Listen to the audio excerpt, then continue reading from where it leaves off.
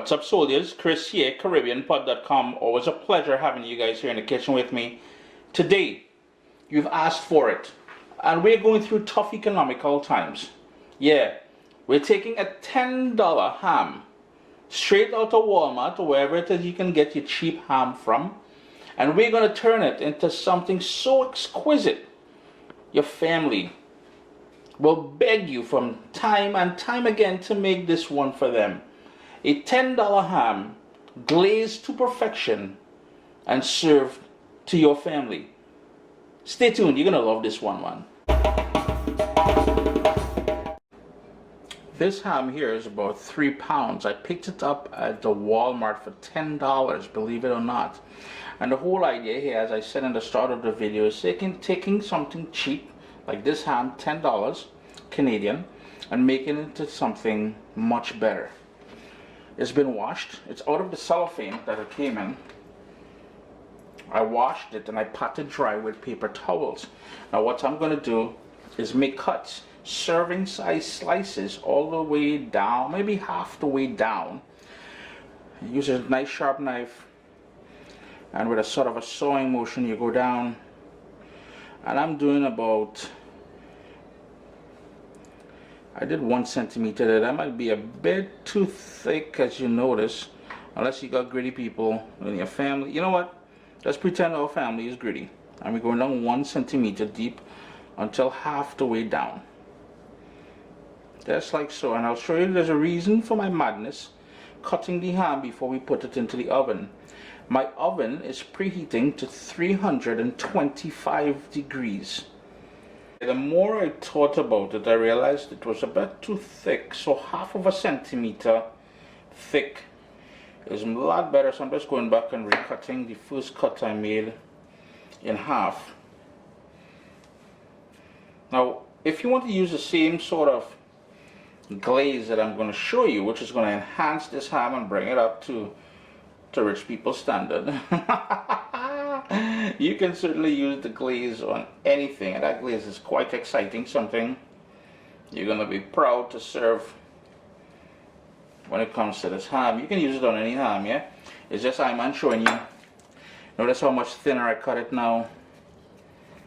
I'm showing you how to do a cheap ham really good. Caribbean people, we love our cloves. Ham and clove go together, yo, like butter and toast. So what we're going to do now, in those same little cuts, ever so often, let's stick some cloves in between there. That's going to perfume everything as it roasts off. Well, here's the thing, you're not really roasting this thing off anymore because this is fully cooked. This one is a smoked, well, according to Walmart, applewood smoked. I know about that, but so they say, right? So we're just heating this through. We ain't trying to cook this. This is fully cooked just to heat it through. That's why I'm going with a low oven.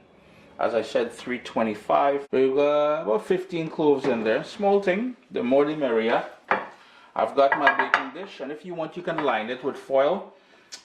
It'll be easier for you to clean up after. And all you would do, now notice how simple things have been so far. I'm ain't trying to get no kind of fussy kind of thing here for you all. Into the oven, middle rack, 325 degrees. No need to cover it or anything. As the magic happens in the oven there, I've got some dried pineapple. Yes, clove pineapple. You see what going, Caribbean people? All you understand what I'm talking about. We like wheat pineapple, but this time it's dried pineapple. Not candied pineapple, but dried. This is an organic one. And it's really nice. All I'm doing is giving it a rough chop.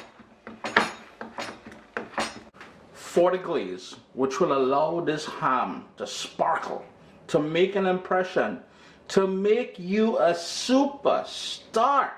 Listen, we need some cinnamon, brown sugar, and that is the demerara stuff. That's the good stuff there. 3 tablespoons of that. The full list of ingredients will be listed down below. We've got that chopped up pineapple there, and remember that was dehydrated or dried pineapple. And the reason why I went with dried pineapple, that punch of flavor, that concentration of flavor will be unlike what you would get with fresh pineapple. However, Uncle Chris not hating if you have fresh pineapple or canned pineapple, rock so. Peaches. Yeah, I gotta pull out the Canadian in me, man. We've got some peaches there with the syrup, and that is about 1 cup of that peaches there. It's about 8 or so slices. Now, you cannot be from the Caribbean and not appreciate a good dark rum. Yes, I said dark rum, and all will be like, oh, Chris, alcohol, little kids. And you listen, give the kids a little drink now and then let they fall asleep. No, Uncle Chris not advising that. Can you imagine the hate? Anyhow, these are the ingredients that we're going to make the glaze with, which will go onto the ham later on. Irie, you following me so far, eh? You know, under all that old talk there, Uncle Chris still forgot a key ingredient to mention to you guys, and here it is. I've got my saucepan, low heat, and I want come on, 2 tablespoons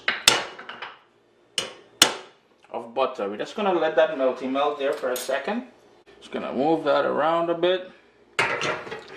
We're gonna go in with that brown sugar.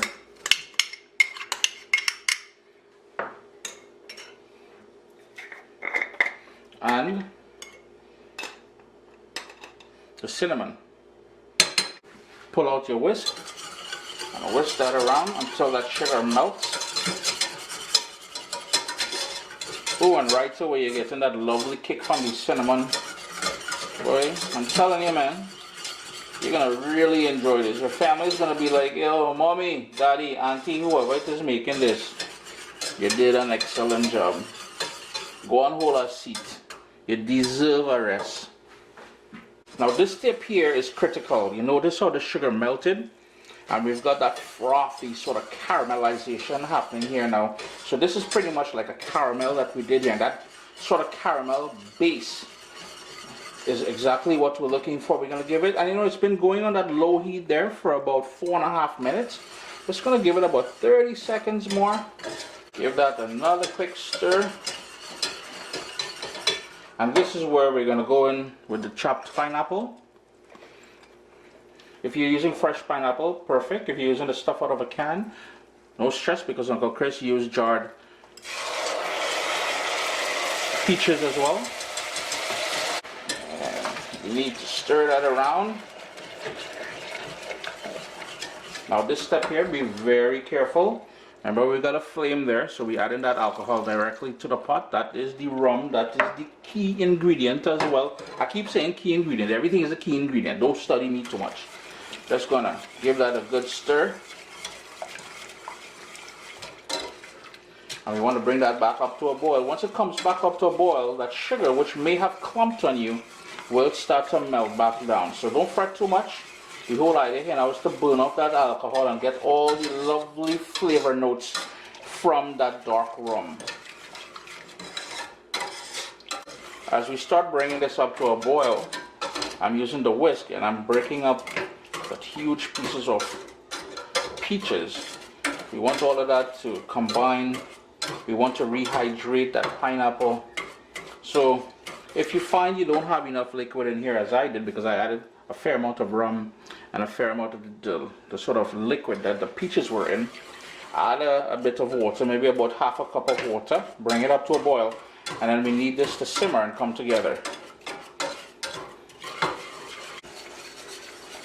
It's been going now for about 10 minutes, and I've been using the whisk, as I said, to break up the peaches.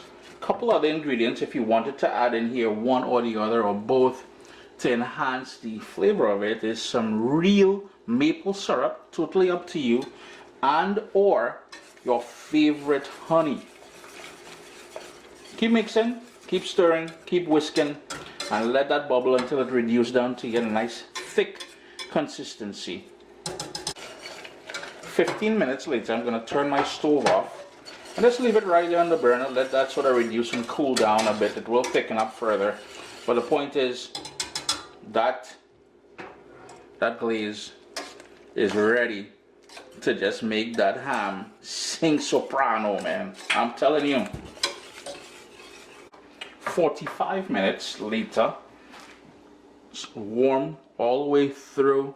Now here's where we're gonna put that glaze that we made, and I'm just gonna use a spoon and just spoon that all over the ham. Get into some of those cracks and crevices that we made there.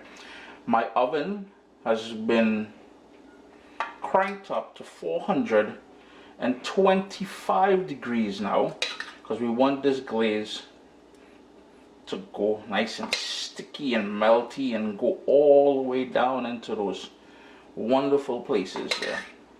So just spoon that on. I'm going on with half at this point, and I'm saving back half to do another spoon on session. Irie, you following me, right? It's been in the oven for 10 minutes. So we're gonna go on with a bit more of that wonderful glaze. This is the second and last bunch of glaze that we're gonna put on there. Yeah, and I remember I asked you guys, well, I suggested lining your baking tray here, and that is why later on Uncle Chris will have some work cleaning this up, but small thing, man. So that's gonna go back into the oven for a couple more minutes, and then just look at that niceness happening there now. Tell me all they're not impressed, boy. And I'm telling you, the kitchen smelling wicked for days. Just came back out of the oven after that second glazing there. Just look how stunning. As promised, we took that $10 ham straight out of Walmart and we made it into something exquisite. Chris here, CaribbeanPot.com. Always a pleasure having you guys here in the kitchen with me. By the way, after the second glaze went on, it only went back into the oven for 4 minutes. Always a pleasure having you guys here in the kitchen with me. I do hope you give this a try. It's a great way to be, saving money during these testing times. Leave a comment down below. I'd love to hear from you. Irie? Irie. Before we go, I just had one more little thing to mention to you guys. If you wanted to add some grated ginger into the glaze, that would be spectacular as well. Those little lines, those cuts that we made, all you would do is slice all the way down through there, and that would be the slices people would get. You see how easy we made it?